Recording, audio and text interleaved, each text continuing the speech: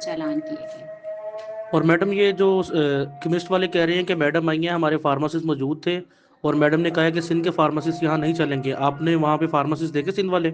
नहीं, ऐसी कोई बात नहीं है। फार्मासिस्ट कहीं से भी हो ऑल ओवर दी पाकिस्तान, अगर वो वहाँ पे मौजूदगी को इस्टेब्लिश करें तो बिल्कुल वो लाइसेंस के लिए एलिजिबल हैं। लेकिन वहाँ पे कोई भी फार्मासिस्ट तीनों फार्मेसीज पे मौजूद नहीं थे।